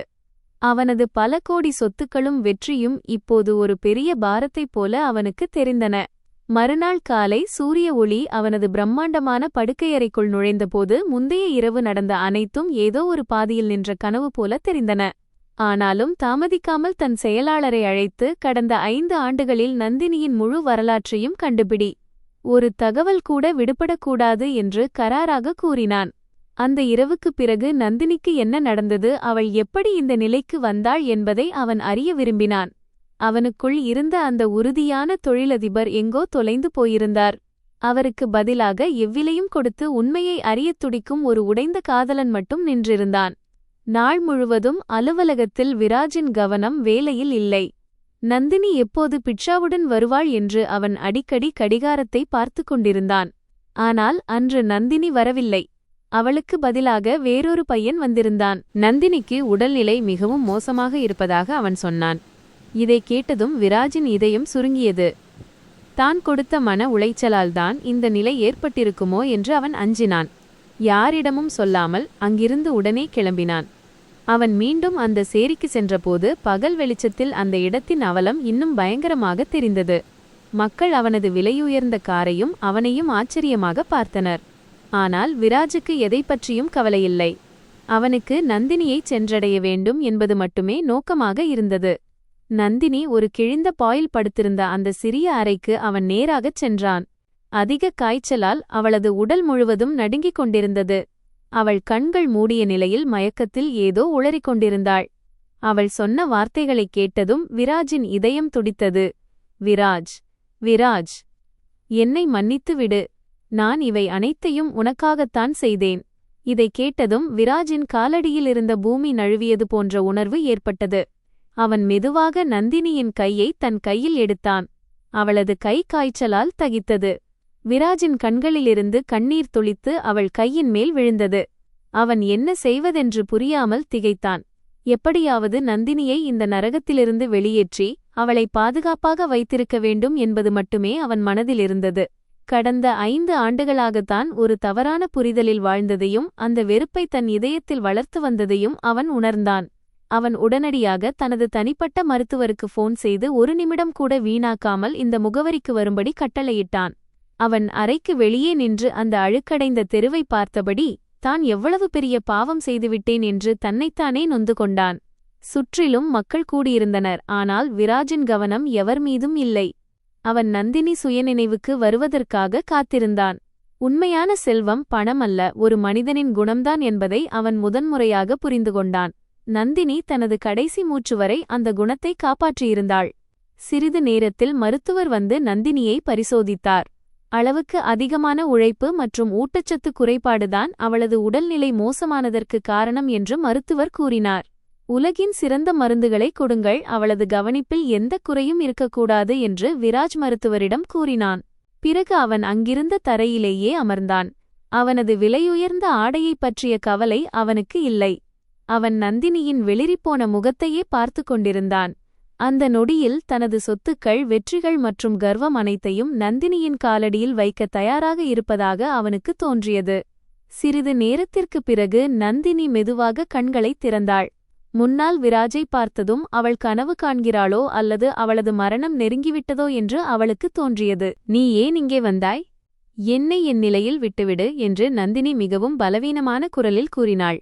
விராஜ் அவளது கைகளைப் பற்றிக் கொண்டான். அவனது கண்களிலிருந்து கண்ணீர் வழிந்தது. நான் இனி உன்னை ஒருபோதும் விட்டுச் செல்ல மாட்டேன் நந்தினி. இப்போது எனக்கு எல்லா உண்மையும் தெரிந்துவிட்டது என்று அழுதபடியே சொன்னான். வெளியே மீண்டும் மழை பெய்யத் தொடங்கியது. ஆனால் இந்த முறை அது பயத்தை தருவதற்கு பதிலாக பல ஆண்டுகால வலியை சுமந்து வருவது போல இருந்தது. விராஜ் நந்தினிக்கு ஆதரவாக அவளை சற்று நிமிர அமர வைத்து தண்ணீர் குடிக்க கொடுத்தான். அவனது கண்களில் இப்போது அன்பு, சொந்தம் மற்றும் முழுமையான அர்ப்பணிப்பு மட்டுமே இருந்தது. இன்னும் பல கேள்விகளுக்கு பதில் கிடைக்க வேண்டும் என்பது அவனுக்கு தெரியும். ஆனால் முதலில் நந்தினியின் உடைந்த நம்பிக்கையை அவன் மீண்டும் பெற வேண்டும். அந்த இரவு இருவரது வாழ்க்கையிலும் ஒரு புதிய தொடக்கத்திற்கான முதல் மற்றும் மிக முக்கியமான படியாக அமையப்போவதாக இருந்தது. வறுமையும் வலியும் மட்டுமே இருந்த அந்த சிறிய அறையில் இன்று முதல் முறையாக நம்பிக்கை கதவை தட்டியது. சூழல் முழுவதும் ஒரு விசித்திரமான அமைதி நிலவியது. நந்தினியை இந்த நிலைக்கு கொண்டு வந்தவர்களை எந்த விலையை கொடுத்தாவது விடமாட்டேன் என்று விராஜ் தனக்குள் சபதம் செய்து கொண்டான். அப்போது நந்தினியை எப்பொழுதும் இழிவுபடுத்த புதிய வழிகளை கண்டுபிடித்துக் கொண்டிருந்த அவனது தாயின் முகம் அவனுக்கு நினைவுக்கு வந்தது. இப்போது எப்படியாவது உண்மையை அறிந்து கொள்ள வேண்டும். அந்த உண்மை அவனது சொந்த குடும்பத்திற்கு எதிராக இருந்தாலும் சரி. அவன் உடனடியாக தனது பழைய நண்பன் தக்ஷிற்கு ஃபோன் செய்தான். அவன் இப்போது நகரத்தின் புகழ்பெற்ற தனியார் புலனாய்வாளர். நந்தினி திடீரென மாயமானதும் அவளது தந்தை தொழில் இழந்ததுடன் தொடர்புடைய அனைத்து தகவல்களையும் திரட்டுமாறு விராஜ் அவனிடம் கூறினான். 1 வாரத்திற்குப் பிறகு தக்ஷ் அவனை ஒரு காஃபி ஷாப்பிற்கு அழைத்தான். அங்கே சூழல் மிகவும் அமைதியாகவும் தொழில்முறையாகவும் இருந்தது. விராஜின் இதயம் வேகமாக துடித்தது. ஏனென்றால் தன் உலகத்தையே மாற்றப்போகும் உண்மையை நெருங்கிவிட்டதாக அவன் உணர்ந்தான். கடந்த 5 ஆண்டுகால ரகசியங்கள் மறைந்திருந்த அந்த கோப்பிற்காக அவன் காத்திருந்தான். தக்ஷ் அவனுக்கு முன்னால் ஒரு தடிமனான கோப்பை வைத்துவிட்டு பெருமூச்சு விட்டு அவனது கண்களை பார்த்தான். நந்தினி தனது தந்தையின் கௌரவத்தை காப்பாற்ற தனது ஒட்டுமொத்த சொத்தையும் எப்படி பணயம் வைத்தாள் என்பதை சொல்லத் தொடங்கினான். அந்த நேரத்தில் விராஜின் நிறுவனத்தின் மீது போடப்பட்ட மோசடி வழக்கு உண்மையில் முன்னரே திட்டமிடப்பட்ட ஒரு சதி. விராஜை சிறைக்கு அனுப்புவதாக மிரட்டிய அனைவரின் பணத்தையும் நந்தினிதான் திருப்பிச் செலுத்தினாள் என்பதை தக்ஷ் கூறினான். இதைக் கேட்டதும் விராஜின் கையில் இருந்த காஃபி கோப்பை நழுவ அவனது முகம் முற்றிலும் வெளிரிப்போனது. அந்த கோப்பில் அவனது தாய் குமுத்தேவியின் கையொப்பம் கொண்ட சில ஆவணங்கள் இருந்தன. அவற்றை பார்த்ததும் விராஜ் நிலைகுலைந்து போனான். நந்தினி விராஜின் வாழ்க்கையிலிருந்து தானாக முன்வந்து விலகவில்லை என்றால் அவனை முழுமையாக அழித்துவிடுவேன் என்று குமுத்தேவி நந்தினியை மிரட்டி பிளாக்மெயில் செய்திருந்தார் என்பதை தக்ஷ் விளக்கினான். நந்தினியிடம் வேறு வழி இல்லை, ஏனெனில் விராஜின் தொழில் வாழ்க்கை தொடங்குவதற்கு முன்பே முடிந்துவிடக்கூடாது என்று அவள் விரும்பினாள். எனவே விராஜ் தனது இலக்கை அடைய வேண்டும் என்பதற்காக அவள் அனைவரது பார்வையிலும் தன்னை ஒரு மோசமான பெண்ணாக மாற்றிக்கொண்டு தனது காதலை தியாகம் செய்தாள். இதையெல்லாம் கேட்டதும் யாரோ ஆயிரக்கணக்கான கத்திகளை ஒரே நேரத்தில் தன் நெஞ்சில் குத்தியது போன்ற உணர்வு விராஜுக்கு ஏற்பட்டது. உண்மை என்னவென்றால் விராஜின் ஸ்டார்ட் அப் நிறுவனத்தை காப்பாற்ற நந்தினி தனது அனைத்து நகைகளையும் தன் தாயின் கடைசி அடையாளமான பொருளையும் விற்றிருந்தாள். அவள் யாரிடமும் சொல்லாமல் வங்கிகளுக்குச் சென்று தனது அடையாளத்தை மறைத்து அவனுக்கு பொருளாதார உதவி செய்து கொண்டிருந்தாள். தனது வெற்றிக்கு தனது கடின உழைப்பு மட்டுமே காரணம் என்று இதுவரை நினைத்துக் கொண்டிருந்த விராஜிற்கு அந்த வெற்றியில் நந்தினியின் தியாகமே மிகப்பெரிய பங்கு வகித்தது என்பது இப்போது புரிந்தது. நந்தினியை பேராசைக்காரி என்றுதான் திட்டிய வார்த்தைகள் ஒவ்வொன்றாக அவனது நினைவுக்கு வந்தன. ஆனால் அவளை விட சுயநலமற்ற மனிதர் இந்த உலகில் இருக்க முடியாது என்பதே உண்மை. இப்போது அவனது தோள்களில் குற்ற உணர்ச்சியின் பாரம் மலையைப் போல விழுந்தது. அவன் தக்ஷிடம் நன்றி கூறிவிட்டு தள்ளாடும் நடையுடன் தனது காருக்குச் சென்றான். அங்கே அவனது ஓட்டுநர் காத்திருந்தார். வழி முழுவதும் நந்தினியிடம்தான் பேசிய அந்த கசப்பான வார்த்தைகள் மட்டுமே அவனது காதுகளில் ஒலித்துக் கொண்டிருந்தன. இப்போது அவனுக்கு தனது அனைத்து சொகுசு வாழ்க்கையின் மீதும் வெறுப்பு ஏற்பட்டது. ஏனெனில் அவை அனைத்தும் எதையும் பிரதிபலனாக எதிர்பார்க்காத அந்த பெண்ணின் தியாகத்தின் அடித்தளத்தில் கட்டப்பட்டிருந்தன. நந்தினியின் மௌனத்தையும் அவளது கண்களில் மறைந்திருந்த வலியையும் ஏன் தன்னால் புரிந்து கொள்ள முடியவில்லை என்று அவன் தன்னைத்தானே கேட்டுக்கொண்டான். அவனது ஆன்மாவே அவனை நிந்தனை செய்தது. வாழ்நாள் முழுவதும் தன்னால் தன்னை மன்னித்துக் கொள்ள முடியாது என்று அவனுக்குத் தோன்றியது. நந்தினியை அனுமதித்த மருத்துவமனைக்கு விராஜ் நேராகச் சென்றான். அவனது இதயம் வேகமாகத் துடித்தது. கண்களில் கண்ணீர் நின்றபாடில்லை. வார்டுக்கு வெளியே நின்றபடி நந்தினியை பார்த்து கொண்டிருந்தான். அவள் இன்னும் மிகவும் பலவீனமாகவும் வெளிரியும் காணப்பட்டாள். நந்தினியை பிட்சா டெலிவரி செய்ய கட்டாயப்படுத்தியதும் அனைவர் முன்னிலையிலும் அவளை அவமானப்படுத்தியதும் அவனுக்கு ஒவ்வொரு நொடியாக நினைவுக்கு வந்தது. இன்று அந்த செயல்கள் அனைத்தும் அவனால் அழிக்க முடியாத பெரும் பாவங்களைப் போல அவனுக்கு முன்னால் நின்றன. அவன் தன் கைகளை இறுக்கமாக மூடிக்கொண்டு சுவரில் தலை சாய்த்து விம்மி விம்மி அழத் தொடங்கினான். அப்போது நந்தினியின் கண்கள் திறந்தன. வார்டு கதவில் நின்று கொண்டிருந்த விராஜை பார்த்தாள். அவளது கண்களில் முன்னால் இருந்தது போன்ற கோபம் இப்போது இல்லை. விராஜ் மெதுவாக அவளது படுக்கைக்கு அருகில் வந்து முழங்காலிட்டு அவளது மெல்லிய கையை பற்றிக்கொண்டான். அவனது கண்களிலிருந்து கண்ணீர் தாரையாக வழிந்து கொண்டிருந்தது. அவன் சொன்னான், என்னை மன்னித்துவிடு நந்தினி, இப்போது எனக்கு எல்லாம் உண்மையும் தெரிந்துவிட்டது. எனக்காக நீ ஏன் இவ்வளவு துயரங்களை அனுபவித்தாய் என்று உடைந்த குரலில் கேட்டான். நந்தினி அவனை சமாதானப்படுத்த முயன்றாள். ஆனால் பேசும் அளவிற்கு கூட அவளிடம் தெம்பு இல்லை. இருவருக்கும் இடையே இருந்த அனைத்து இடைவெளிகளும் இன்று கண்ணீராக வடிந்து கரைந்து போவதை உணர முடிந்தது. நந்தினி பெருமூச்சு விட்டு மிக மெல்லிய குரலில்தான் செய்ததெல்லாம் தனது அன்பிற்காக மட்டுமே என்று கூறினாள். விராஜின் மீது ஒரு குற்றவாளி என்ற முத்திரை விழுந்துவிட்டால் அவன் வாழ்க்கையில் முன்னேற முடியாது என்று குமுத்தேவி தன்னை மிரட்டியதை அவள் விவரித்தாள். விராஜின் பெயர் உலகம் முழுவதும் மரியாதையுடன் ஜொலிக்க வேண்டும் என்பதற்காக அவள் தனது ஒட்டுமொத்த வாழ்க்கையையும் இருளில் தொலைத்தாள். இதை கேட்டதும் தான் கர்வம் கொண்ட அந்த வெற்றி உண்மையில் நந்தினியின் மிகப்பெரிய தியாகம் என்பதை விராஜ் புரிந்து கொண்டான். தன் தாயின் மீது அவனுக்கு கோபமும் வெறுப்பும் நெருப்பாய் கனன்றன. அந்த அமைதியான அறையில் உண்மைகளின் பாரம் இருவரது இதயங்களையும் நொறுக்கியது. இனி நந்தினியை ஒருபோதும் தன்னை விட்டு பிரியவிடமாட்டேன் என்றும் அவளது இழந்த கௌரவம் அனைத்தையும் மீட்டுக் கொடுப்பேன் என்றும் விராஜ் வாக்குறுதி அளித்தான். ஆனால் நந்தினியின் கண்களில் ஒரு விசித்திரமான மௌனம் இருந்தது. அவள் இந்த உறவுகளையும் இந்த உலகத்தையும் தாண்டி வெகுதூரம் சென்றுவிட்டது போல தோன்றியது. இப்போது மிகவும் தாமதமாகிவிட்டது. காலம் கொடுத்த காயங்கள் அவ்வளவு எளிதில் ஆறாது என்று அவள் மெதுவாகச் சொன்னாள். இதை கேட்டு விராஜ் பயந்து போனான். ஏனெனில் எந்த விலையை கொடுத்தாவது அவளை இழக்க அவன் விரும்பவில்லை. வெறும் மன்னிக்கவும் சொல்வதால் மட்டும் எதுவும் மாறாது. தன் தாயின் ஒவ்வொரு குற்றத்திற்கும் அவன் பதில் சொல்ல வேண்டியிருக்கும் என்பது அவனுக்கு புரிந்தது. மற்றவர்கள் சொல்வதைக் கேட்டு தனது எல்லாவற்றையும் இழந்த பழைய விராஜ் இப்போது இல்லை என்று நந்தினியிடம் கூறினான். மருத்துவரிடம் பேசி நந்தினிக்காக ஒரு சிறப்பு மருத்துவக் குழுவை அவன் நியமித்தான். அன்று இரவு முழுவதும் அவன் அவளது படுக்கைக்கு அருகிலேயே அமர்ந்திருந்தான். அவளது ஒவ்வொரு மூச்சையும் கவனித்துக்கொண்டு தனது இருப்பின் மூலம் அவளுக்கு மீண்டும் வாழ்வதற்கான காரணத்தை தர விரும்பினான். அடுத்த நாள் காலை விராஜ் தனது பூர்வீக வீட்டிற்கு நேரடியாக சென்றான். அங்கே குமுதேவி நிதானமாக தேநீர் அருந்திக் கொண்டிருந்தார். அவரது முகத்தில் இருந்த அதே கர்வம் இன்று விராஜின் இரத்தத்தை கொதிக்க வைத்தது. தக்ஷ் கொடுத்த கோப்புகள் அனைத்தையும் அவன் மேஜையின் மீது வீசி எறிந்துவிட்டு தனது தாயிடம் விளக்கம் கேட்டான். குமுதேவியின் முகம் மாறியது. ஆனாலும் அவர் தன் தவறை ஒப்புக்கொள்ள மறுத்துவிட்டார். விராஜின் நல்ல எதிர்காலத்திற்காகத்தான் தான் எல்லாவற்றையும் செய்ததாக அவர் வாதிட்டார். ஒரு அப்பாவியின் வாழ்க்கையையும் அவளது மரியாதையையும் மிதித்து உருவான எதிர்காலம் எனக்கு துளியும் தேவையில்லை என்று விராஜ் கோபமாக கத்தினான்.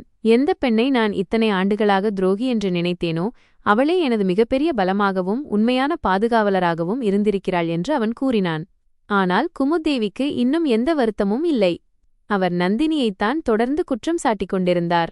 அதே நொடியில் அந்த வீட்டிற்கும் தனது தாய்க்கும் இனி எந்த தொடர்பும் இல்லை என்று விராஜ் முடிவெடுத்தான். அவன் திரும்பி பார்க்காமல் அங்கிருந்து வெளியேறினான். மருத்துவமனைக்கு திரும்பும் வழியில் பணம் தனது குடும்பத்தை இவ்வளவு கல்லுள்ளதாக மாற்றிவிட்டதே என்றும் அவர்களுக்கு மனிதாபிமானத்தின் மதிப்பு தெரியவில்லையே என்றும் அவன் நினைத்துக்கொண்டே இருந்தான். உண்மையான வறுமை என்பது பையில் இருப்பது அல்ல, இதயத்தில் இருப்பதுதான் என்பதையும் இந்த உலகில் நந்தினிதான் ஆகச் சிறந்த செல்வந்தர் என்பதையும் அவன் இன்று புரிந்து கொண்டான். தாராவியைப் போன்ற பகுதிகளில் சுகாதார வசதிகள் மேம்படத் தனது நிறுவனத்தின் அறக்கட்டளையிலிருந்து பெருமளவு நிதியை வழங்க முடிவு செய்தான். நந்தினி எந்த சமூகத்திற்காக இவ்வளவு செய்தாளோ அந்த சமூகத்திற்கு அதன் பலன் கிடைக்க வேண்டும் என்று அவன் விரும்பினான். இப்போது அவனது இதயத்தில் பழிவாங்கலுக்கு பதிலாக சேவையும்தான் செய்த தவறுக்கான வருத்தம் மட்டுமே இருந்தது. அவன் நந்தினியின் அறைக்கு திரும்பியபோது அவள் ஜன்னலுக்கு வெளியே மறையும் சூரியனை அமைதியாக பார்த்து கொண்டிருந்ததைக் கண்டான். விராஜ் அவளது பாதங்களுக்கு அருகில் அமர்ந்து தனது தாயுடனான அனைத்து உறவுகளையும் துண்டித்துவிட்டதாகவும் இப்போதுதான் முற்றிலும் சுதந்திரமாக இருப்பதாகவும் கூறினான். நந்தினியின் கண்களிலிருந்து ஒரு கண்ணீர் துளி வழிந்தது. ஆனால் அவள் ஒன்றும் சொல்லவில்லை. ஏனெனில் உறவுகள் முறியும்போது ஏற்படும் வலி எவ்வளவு பெரியது என்பது அவளுக்குத் தெரியும். விராஜ் அவளது கையை தனது இதழ்களில் வைத்து முத்தமிட்டு இனி அவள் கண்களில் ஒருபோதும் கண்ணீர் வராது என்று வாக்குறுதி அளித்தான். அந்த அறையின் சூழல் முழுமையாக மாறியிருந்தது. உண்மை வெளிச்சத்திற்கு வந்த பிறகு தனது புதிய வாழ்க்கை தொடங்கியிருப்பதாக விராஜ் உணர்ந்தான். நந்தினி இருளில் மறைந்து நின்று செய்த அந்த தியாகங்களை நினைத்து அவன் மீண்டும் மீண்டும் நடுங்கினான். நந்தினியின் தந்தையின் இழந்த கௌரவத்தை எப்படியாவது மீட்டுக் கொடுக்க வேண்டும் என்று அவன் மனதிற்குள் உறுதி பூண்டான்.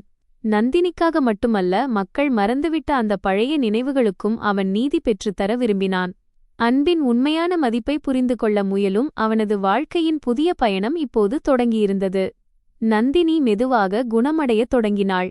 ஆனால் அவளது இதயத்திலிருந்த பழைய காயங்கள் விராஜை முழுமையாக நம்புவதிலிருந்து அவளை தடுத்தன. விராஜ் இது அனைத்தையும் உண்மையான அன்பின் காரணமாகச் செய்யவில்லை, மாறாக தனது குற்ற உணர்ச்சியால்தான் செய்கிறான் என்று அவள் நினைத்தாள். அவளது இந்த தயக்கத்தை புரிந்து கொண்ட விராஜ் அவளுக்கு தேவையான முழு நேரத்தையும் கொடுக்க முடிவு செய்தான். அவன் அவள் மீது எந்த அழுத்தமும் கொடுக்கவில்லை, மாறாக அவளது வாழ்க்கையின் மிக விலையுயர்ந்த பொருளாக கருதி அவளது ஒவ்வொரு சிறிய மகிழ்ச்சியையும் கவனித்துக் கொண்டான். இப்போது அவர்கள் உறவில் முன்னெப்போதையும் விட அதிக மரியாதையும் புரிதலும் இருந்தன. நகரத்தின் நெரிசலுக்கு மத்தியில் இருந்த அந்த சிறிய மருத்துவமனையறை உடைந்த 2 இதயங்களை மீண்டும் இணைக்க முயற்சி செய்து கொண்டிருந்தது. கர்மா தண்டனை தருவதற்காக மட்டுமல்ல, மனிதனை சரியான பாதையில் அழைத்துச் செல்வதற்காகவும் இருக்கிறது என்பதை விராஜ் இப்போது உணர்ந்தான். நந்தினியின் மௌனம் அவனது கோபத்தையும் அகங்காரத்தையும் விட வலிமையானது என்பதையும் அவன் புரிந்து கொண்டான். பொய்களுக்கும் துரோகங்களுக்கும் இடமில்லாத ஒரு புதிய வாழ்க்கையை தனது கடந்த காலத்தின் சாம்பலிலிருந்து உருவாக்க அவன் சபதம் செய்தான். அவன் இப்போது நந்தினியின் ஒரு சிறு புன்னகைக்காக காத்து கொண்டிருந்தான். காலம் மெல்ல கடந்து செல்ல நந்தினியின் முகத்தில் மீண்டும் அந்த பழைய புன்னகையும் பொலிவும் திரும்பின. அதைத்தான் விராஜ் ஒரு காலத்தில் மணிக்கணக்கில் ரசித்து பார்த்து கொண்டிருந்தான். நந்தினி எப்போதும் ஓர் அன்னையைப் போல கவனித்துக் கொண்ட தாராவி குழந்தைகளுக்காக ஒரு பள்ளியைத் தொடங்க விராஜ் முடிவெடுத்தான். நந்தினியின் தியாகத்தின் பலன் அவளது இக்கட்டான காலத்தில் அவளுக்கு துணையாக இருந்தவர்களுக்கு சென்றடைய வேண்டுமென்று அவன் விரும்பினான். இதைக் கேட்ட நந்தினியின் கண்களில் விராஜின் மீது முதன்முறையாக பெருமையும் சொந்தமும் தெளிவாக தெரிந்தது. விராஜ் உண்மையிலேயே மாறிவிட்டான் என்பதையும் தனது ஒவ்வொரு தவறுக்கும் பரிகாரம் தேட விரும்புகிறான் என்பதையும் அவள் உணர்ந்தாள். இரவு நேரத்தில் ஜன்னல் வழியாக நிலவொளி அறைக்குள் கசிந்தபோது நந்தினி விராஜை அருகில் அழைத்து அவனது கையை பற்றிக் கொண்டாள். தான் அவனை மன்னித்துவிட்டதாக கூறினாள். ஆனால் இப்போது அவன் தன்னைத்தானே மன்னிக்க கற்றுக்கொள்ள வேண்டும் என்று சொன்னாள். ஏனெனில் இவ்வளவு பெரிய சுமையை சுமந்து கொண்டு யாராலும் வாழ்நாள் முழுவதும் வாழ முடியாது. விராஜ் அவளது மடியில் தலை சாய்த்தான். பல கோடி ரூபாய் சொத்துக்களால் கூட அவனுக்கு தர முடியாத அந்த நிம்மதி அப்போதுதான் அவனுக்கு முதன்முறையாக கிடைத்தது. இனி வரும் பாதை எளிதானது அல்ல என்று இருவருக்கும் தெரியும். ஆனால் அவர்கள் இப்போது தனியாக இல்லை. உண்மையும் நம்பிக்கையுடனும் அவர்களின் அன்பின் புதிய தொடக்கம் அமையப்போகிறது. மருத்துவமனையிலிருந்து டிஸ்சார்ஜ் ஆக வேண்டிய நேரம் நெருங்கியது. நந்தினி வசிப்பதற்காக விராஜ் அழகான ஒரு வீட்டை தயார் செய்து வைத்திருந்தான். நந்தினி மீண்டும் தனது சொந்த காலில் நிற்க வேண்டும் என்று அவன் விரும்பினான். ஆனால் இம்முறை யாருடைய தயவுமின்றி தனது சொந்த உரிமையுடன் நேர்மையாக தொழில் செய்வதையும் மக்களுக்கு உதவுவதையும் எப்போதும் உயிர்ப்புடன் வைத்திருக்க நந்தினியின் தந்தையின் பெயரில் ஒரு அறக்கட்டளையையும் அவன் தொடங்கினான். நந்தினி புன்னகையுடன் தனது புதிய வாழ்க்கையை நோக்கி அடியெடுத்து வைத்தாள். இறுதியில் கர்மா எப்போதும் உண்மைக்குத்தான் துணை நிற்கும் என்பதில் அவளுக்கு முழு நம்பிக்கை இருந்தது. இருவரும் வரப்போகும் நாளை எதிர்பார்த்து கொண்டிருந்தனர்.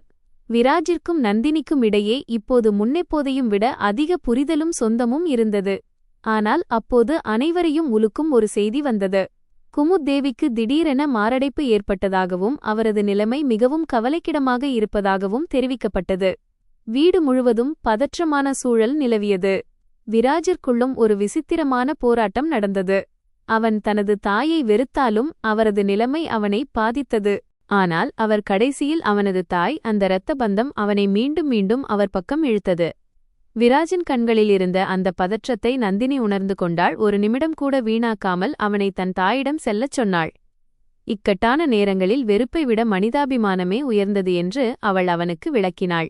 விராஜ் மருத்துவமனைக்கு சென்றபோது அவன் தாய் வெண்டிலேட்டரில் இருப்பதைக் கண்டான். அவர் முகத்தில் இருந்த பொலிவு அனைத்தும் மறைந்திருந்தது. அவர் பிழைக்க வாய்ப்பு மிகவும் குறைவு என்றும் அவரிடம் அதிக நேரம் இல்லை என்றும் மருத்துவர்கள் தெளிவாக கூறிவிட்டனர். இதைக் கேட்டு விராஜ் முற்றிலும் உடைந்தான். அவன் அவரது படுக்கைக்கு அருகில் அமர்ந்து குளிர்ந்து போயிருந்த அவரது கைகளை தன் கைகளில் எடுத்துக்கொண்டான். அதே கணத்தில் அவனது சிறுவயது நினைவுகள் சில மங்கலாக வந்து அவன் இதயத்தை பதற்றமடைய செய்தது. அகங்காரமும் வெறுப்பும் எப்படி ஒரு மகிழ்ச்சியான குடும்பத்தை அழித்து இறுதியில் அனைவரையும் தனிமையில் விட்டுவிட்டது என்று அவன் சிந்திக்கத் தொடங்கினான். அப்போது குமுதேவி மெதுவாக கண்களைத் திறந்தார். தமக்கு முன்னால் விராஜை பார்த்ததும் அவரது உலர்ந்த உதடுகள் நடுங்கின. ஏதோ சொல்லத் துடிப்பது போல இருந்தது. மிகுந்த சிரமப்பட்டு அவர் நந்தினியின் பெயரை உச்சரித்தார்.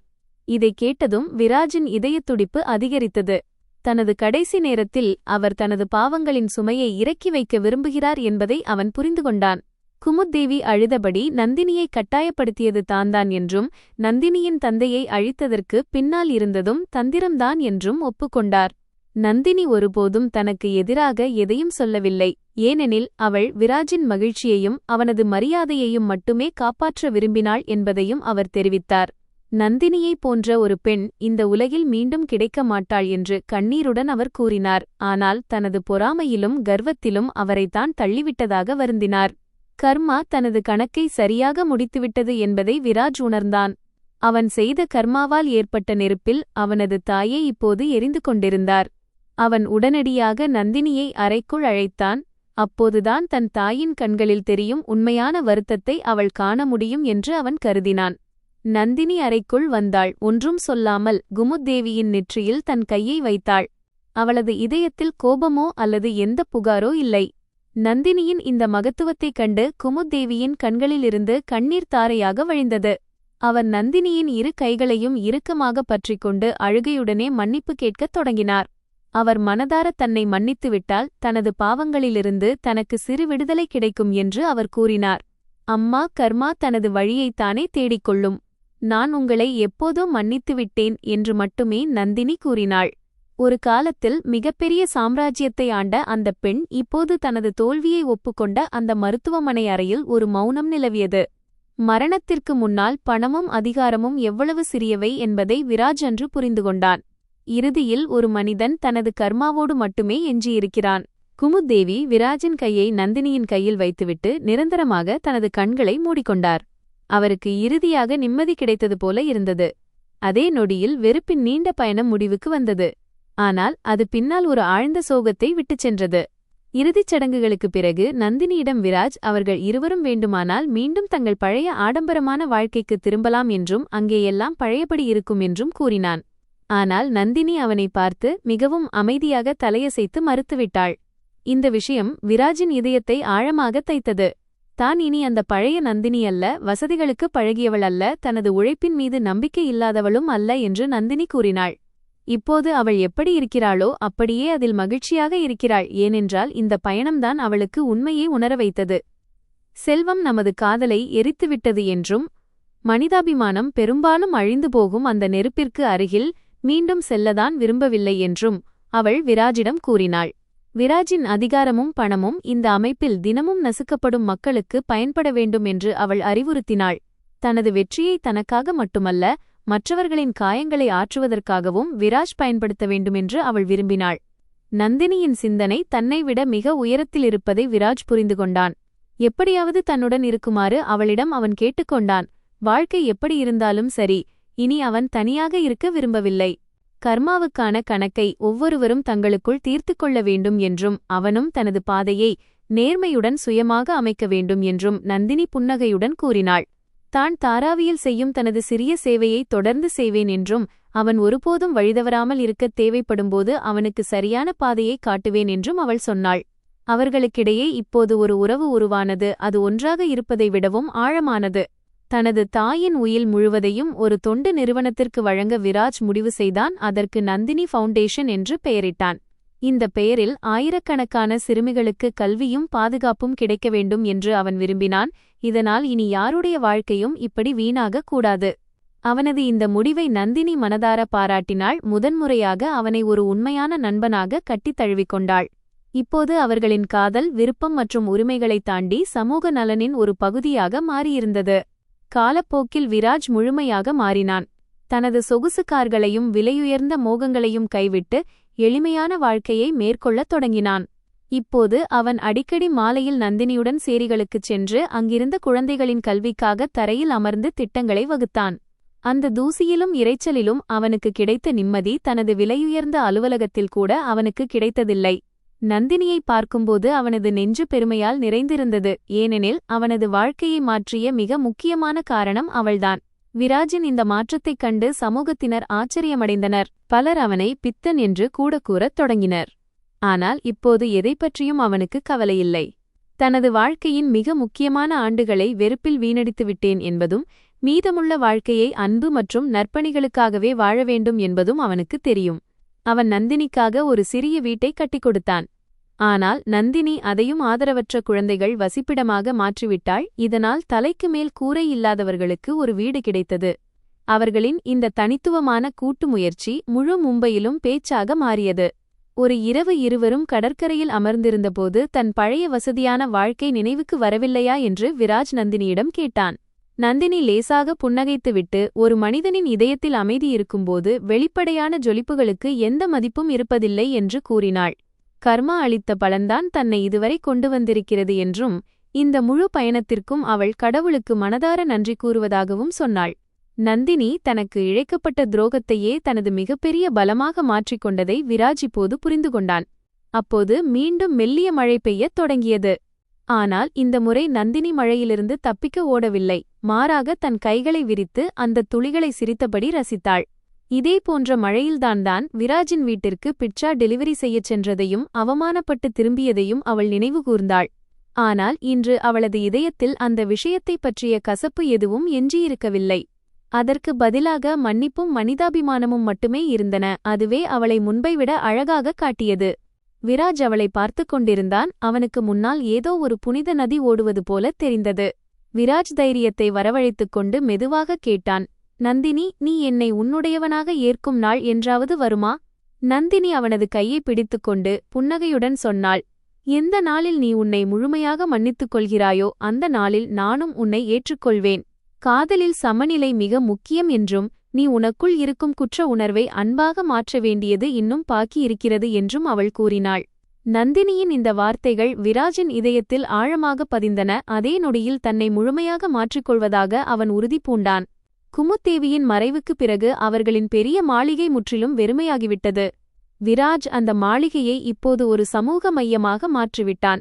அந்த வீட்டிலிருந்து கர்வத்தின் ஒவ்வொரு அடையாளத்தையும் அவன் நீக்கிவிட்டான். இப்போது அங்கே தேவைப்படுபவர் எவருக்கும் வரவேற்பு அளிக்கப்பட்டது. நந்தினியும் அடிக்கடி அங்கே வந்து ஏழை குழந்தைகளுக்கு கலை மற்றும் கலாச்சாரத்தின் மூலம் புதிய பாதையை காட்ட விராஜிற்கு துணையாக இருந்தாள். இப்போது இருவரும் இணைந்து சமூகத்திற்காக பணியாற்றி வந்தனர். கர்மாவின் பலன் தண்டனை மட்டுமல்ல, ஒரு மனிதனை மாற்றும் வாய்ப்பும் என்பதை விராஜ் புரிந்து கொண்டான். அவரது தாயின் பாவங்கள் அவரது வருத்தத்துடனேயே முடிவுக்கு வந்தன. நந்தினியின் மௌனத்தின் வெற்றி அவளது சுயநலமற்ற தியாகத்தால் கிடைத்தது. விராஜ் தனது நிறுவனத்தின் வாரியத்திலிருந்து ராஜினாமா செய்தான். இதனால் அவன் தனது முழு நேரத்தையும் மக்களுக்குச் சேவை செய்வதிலும் உண்மையுடன் வாழ்வதிலும் செலவிட முடிந்தது. இந்த மாற்றத்தின் பின்னணியில் நந்தினியின் மிகப்பெரிய பங்கு இருந்தது. அவள் ஒவ்வொரு இக்கட்டான சூழலிலும் அவனுடன் துணை நின்றாள். மெல்ல மெல்ல நந்தினியும் முழுமையாக குணமடைந்தாள். அவளது முகத்தில் அந்த பழைய அப்பாவித்தனமும் பொலிவும் மீண்டும் திரும்பின. அவள் இப்போது பிட்சா டெலிவரி செய்வதில்லை, மாறாக வாழ்க்கையில் மிகவும் கடினமான சூழ்நிலைகளை கடந்து வரும் பெண்களுக்கு பயிற்சி அளித்துக் கொண்டிருந்தாள். அவளது கண்களில் இப்போது பயமில்லை, எந்த இருளிலும் பாதையை காட்டக்கூடிய ஒரு தன்னம்பிக்கை இருந்தது. தனது நந்தினி மீண்டும் தனக்கு கிடைத்துவிட்டதாக விராஜ் உணர்ந்தான். ஒரு மாலை வேளையில் இருவரும் கோவிலில் அமர்ந்திருந்தனர். அப்போது இன்னும் நடக்காத அவர்களின் திருமணத்தைப் பற்றி அர்ச்சகர் கேட்டார். நந்தினி விராஜை பார்த்து புன்னகைத்துச் சொன்னாள், நமது ஆன்மாக்கள் எப்போதோ ஒன்றாகிவிட்டன. இப்போது இந்தச் சடங்குகள் தேவையில்லை. விராஜும் புன்னகைத்தான். ஏனென்றால் அவர்களின் உறவு இப்போது உலகின் எந்த காட்சிக்கும் அப்பாற்பட்டது என்பதை அவன் அறிந்திருந்தான். இனி யாருக்கும் எதையும் நிரூபிக்க வேண்டிய அவசியமில்லை, ஏனெனில் அவர்களின் செயல்களே அவர்களின் அடையாளமாகிவிட்டன. நிலவொளி இரவில் இருவரது நிழல்களும் தரையில் ஒன்றாக படிந்திருந்தன. எதுவும் சொல்லாமலேயே அவர்களின் அசைக்க முடியாத நம்பிக்கையும் அன்பும் அதற்குச் சாட்சியாக இருந்தன. வாழ்க்கையில்தான் இழந்ததை விட 1000 மடங்கு அதிகமாக தனக்கு திரும்ப கிடைத்துவிட்டதாக விராஜ் உணர்ந்தான். ஏனென்றால் இந்த முறை அவனுடன் உண்மை இருந்தது. நந்தினியுடன் கழிக்கும் ஒவ்வொரு நொடியும் அவனை இறைவனுக்கு இன்னும் நெருக்கமாக்கியது. வாழ்க்கையின் உண்மையான பொருளை அவனுக்கு புரிய வைத்தது. இருவரும் அமைதியுடன் முன்னோக்கிச் சென்றனர், ஏனென்றால் அவர்களின் எதிர்காலம் பாதுகாப்பானது என்ற நம்பிக்கை அவர்களுக்கு இருந்தது. நந்தினி பிட்சாவுடன் விராஜின் கதவருகே வந்த அந்த இரவில் பெய்த அதே மழை இன்று மும்பையில் மீண்டும் பெய்து கொண்டிருந்தது. ஆனால் இன்று வெறுப்பின் ஒவ்வொரு சுவரும் இடிந்து விழுந்திருந்தது. எங்கும் சேவையும் அன்பும் மட்டுமே இருந்தன. நந்தினியும் விராஜும் இணைந்து உருவாக்கிய தாராவியின் புதிய சமூக மையத்தில் அவள் குழந்தைகளுக்கு பாடம் சொல்லிக் கொடுத்து கொண்டிருந்தாள். அப்போது பலத்த மழையினால் அந்த பழைய கட்டிடத்தின் ஒரு பகுதி திடீரென ஆடத் தொடங்கியது. கண்ணிமைக்கும் நேரத்தில் கூரையின் ஒரு பகுதி இடிந்து விழுந்தது. எங்கும் அலறல் சத்தங்கள் கேட்டன. நந்தினி ஒரு நிமிடம் கூட யோசிக்காமல் குழந்தைகளை காப்பாற்ற இடிபாடுகளை நோக்கி ஓடினாள். இடிபாடுகளுக்கு அடியில் சிக்கியிருந்த ஒரு சிறிய குழந்தையை வெளியே எடுக்க அவள் முயன்றாள். ஆனால் அதே நேரத்தில் ஒரு கனமான உத்திரம் அவள் மேல் விழுந்தது. அவளது வலியின் அலறல் சத்தம் மழையின் இரைச்சலில் மூழ்கிப் போனது. அவள் பலத்த காயங்களுடன் அங்கேயே விழுந்தாள். ஆனால் அவள் அந்த குழந்தையின் உயிரை காப்பாற்றிவிட்டாள். அருகில் இருந்த மக்கள் உதவிக்கு விரைந்து வந்தனர். மிகுந்த சிரமத்திற்குப் பிறகு நந்தினியை இடிபாடுகளிலிருந்து மீட்டனர். அவளது நிலை மிகவும் கவலைக்கிடமாக இருந்தது. அவளது வெள்ளை நிற குர்தா முழுவதும் இரத்தத்தால் நனைந்திருந்தது. இந்த செய்தி கிடைத்ததும் விராஜின் காலடியிலிருந்த பூமி நழுவியது போன்ற உணர்வு ஏற்பட்டது. அவன் பைத்தியக்காரனைப் போல மருத்துவமனைக்கு ஓடினான். அவனது முகத்தில் பயமும் வருத்தமும் தெளிவாக தெரிந்தன. தான் செய்த தவறுகளை திருத்தத் தொடங்கியிருந்த வேளையில் விதி ஏன் இவ்வளவு பெரிய சோதனையை தருகிறது என்பதுதான் அவனது மனதில் இருந்த ஒரே கேள்வி. மருத்துவமனைக்கு வந்ததும் அவன் நடைபாதையில் முழங்காலிட்டு விழுந்து, தன் உயிரை வேண்டுமானால் எடுத்துக்கொள், ஆனால் நந்தினியை காப்பாற்று என்று அழுதுகொண்டே இறைவனிடம் வேண்டினான். அவனது பல கோடி சொத்துக்கள் இப்போது அவனுக்கு ஒன்றுமில்லாமல் தெரிந்தன. ஏனெனில் அவனால் நந்தினியின் ஒரு மூச்சை கூட வாங்க முடியவில்லையே. நந்தினியின் தலையில் பலத்த காயம் ஏற்பட்டிருப்பதாகவும் அவள் எந்த நேரத்திலும் கோமா நிலைக்குச் செல்லலாம் என்றும் அவள் உயிர் பிழைப்பதற்கான வாய்ப்புகள் மிகக் குறைவு என்றும் மருத்துவர்கள் கூறினர். இதைக் கேட்டதும் விராஜ் தனது கர்வம் அனைத்தையும் என்றென்றும் துறந்தான். அவன் மருத்துவமனையில் இருந்த சிறிய கோவிலுக்குச் சென்று தரையில் தலைவணங்கி மணிக்கணக்கில் அழுதான். நந்தினி பிழைத்துவிட்டால் தனது சொத்துக்கள் மற்றும் தொழில் அனைத்தையும் என்றென்றும் விட்டுவிடுவதாக இறைவனிடம் அவன் வாக்குறுதி அளித்தான். அவனுக்கு நந்தினியின் துணை மட்டுமே தேவைப்பட்டது. இருவரும் ஏதாவது ஒரு சிறிய கிராமத்தில் சாதாரண வாழ்க்கையை வாழ்ந்தால் போதும் என்று நினைத்தான். அந்த நொடியே அவனது இதயம் முழுமையாக மாறியிருந்தது. இரவு முழுவதும் விராஜ் நந்தினியின் படுக்கைக்கு அருகிலேயே அமர்ந்திருந்தான். அவளது கையை பிடித்துக்கொண்டு அவர்களின் பழைய நினைவுகளையும் கனவுகளையும் சொல்லிக்கொண்டே இருந்தான். அவள் குணமடைந்தால் மும்பையின் பரபரப்பை விட்டுவிட்டு ஏதேனும் ஒரு அமைதியான கிராமத்தில் தங்கள் புதிய வாழ்க்கையை தொடங்குவதாக அவளிடம் வாக்குறுதி அளித்தான். அவள் கேட்பதாக எண்ணி அவன் அவளது நெற்றியில் அடிக்கடி முத்தமிட்டு மன்னிப்பு கேட்டுக்கொண்டே இருந்தான். அவனது கண்களிலிருந்து விழுந்த கண்ணீர் நந்தினியின் உள்ளங்கையில் விழுந்தது. அது அவளை மீண்டும் வாழ்க்கையை நோக்கி அழைப்பது போல இருந்தது. அடுத்த நாள் காலை சூரியனின் முதல் கதிர் அறைக்குள் நுழைந்தபோது நந்தினியின் விரல்கள் லேசாக அசைந்தன. இதை பார்த்ததும் விராஜின் உயிர் மீண்டது. நந்தினி மெதுவாக கண்களை திறந்து முன்னால் விராஜை பார்த்தாள்.